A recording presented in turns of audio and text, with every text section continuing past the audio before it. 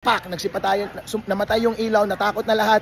Posibleng pagpatay kay Mayor Alvin Uy at Attorney Harold Respicio. Merong bintana mula sa taas, direkto, pababa, papunta sa mga nag-i-speech sa harap. Andito na kami ngayon sa headquarters ni Mayor Alvin Uy. Kailangan naming umalis sa aming meeting de avance kanina. Kailangan naming tapusin pagkatapos lamang ng speech ni Mayor Alvin Uy at speech ko. Dahil pinatay nila yung ilaw, dahil meron ng seryosong banta sa aming buhay doon. Kasi once pinatay nila yung ilaw kanina dun sa center na iyon, napakaliit ng center na iyon, lahat ng tao nagkagulo, lahat ng matatanda at bata ay natakot na.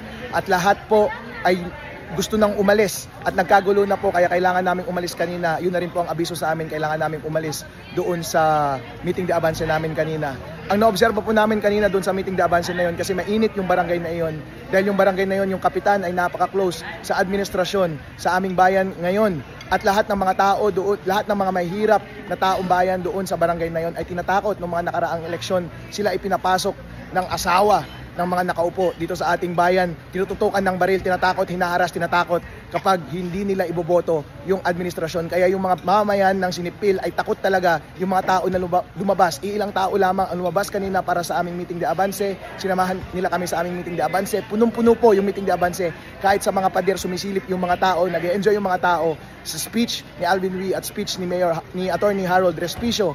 Ang malaking alalahanin lamang kasi kanina ay dun sa center, ay sa likod nun merong opisina ng barangay doon na mataas, at sa taas nakikita na may mga nagiinuman na tao. At ang intelligence so far na sinasabi ay merong isang uniform police doon, may mga barangay officials, hindi natin alam kung kasama si kapitan doon, pero mukhang nagiinuman sila sa taas. Hindi namin alam kung armado sila. Merong bintana mula sa taas, direkto, pababa, papunta sa mga nag-i-speech sa harap. Doon sa center, kaya nga nag-aalala na lahat ng tao pag umpisa pa lamang kanina ng meeting de avance. Kaya nga kanina, once na pinatay nila yung ilaw, narinig namin na tumunog yung breaker, pak! Nagsipatayan, namatay yung ilaw, natakot na lahat. Lahat ng tao ay nagkagulo at lahat ay sinabihan na kami na umalis na. Ang naobserbahan po namin kanina sa aming meeting de avance, yung usual na police na naka-assign sa amin, wala pong naka-assign na police, at frantic yung asawa ni Mayor Alvin Uy na tumawag pa sa provincial at ilang mga kapulisan para lang pumunta doon sa barangay na yon, dahil nag-aalala sila dahil merong mga mainit na tao na nagiinuman doon tabi mismo ng barangay na may direct line of sight papunta sa mga kandidato na nag-i-speech. Pagdating sa huli, pagkapatay ng ilaw, mga ilang panahon pa, more than 30 minutes pa ang nakakaraan bago dumating yung mga pulis, at ang excuse nila ay hindi sila yung assigned doon sa meeting de avance na yon.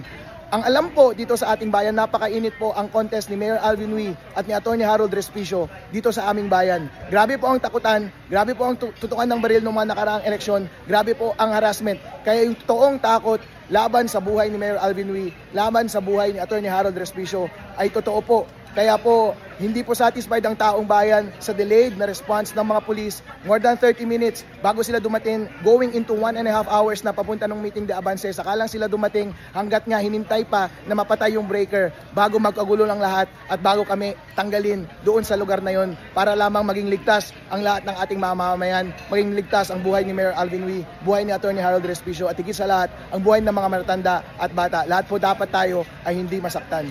Sa mga mamayan namin sa Sinipil, pasensya na po kayo at hindi namin natapos ang aming meeting de avance sa inyo. Pero binibigay po namin mensahe sa inyo, ay panahon na po para iligtas natin ang ating sarili, maging malaya tayo sa abuso, sa lahat ng mga nangaapi sa atin, sa lahat ng mga nangaharas sa atin. Sila po ang nandyan sa pwesto ngayon. Wala silang ibang ginawa kundi nakawin ang pera ng taong bayan. Wala silang ibang ginawa kundi nakawin ang inyong salapi. Ginagawa nila lahat itong mga pangharas nito, itong pananakot at posibleng pagpatay kay Mayor Alvin Uy at Attorney Harold Respicio, dahil lamang ayaw nilang pakawalan ang malaking salapi na dapat sa inyo. Mag-ingat po tayong lahat. Ang mensahe ko po sa lahat ng mga taga-Reyna Mercedes dito sa aming bayan, maging malakas po tayo. Huwag po tayong palulupig sa mga masasamang elemento na ito sa ating lipunan. Samahan niyo po si Mayor Alvin Uy at si Attorney Harold Respicio para sa isang maligtas at malayang lipunan dito sa ating bayan. Maraming salamat po sa lahat ng suporta ninyo sa amin. Ang inyo pong yakap sa amin, ang pumoprotekta sa amin, at sila po ang nagsishield sa amin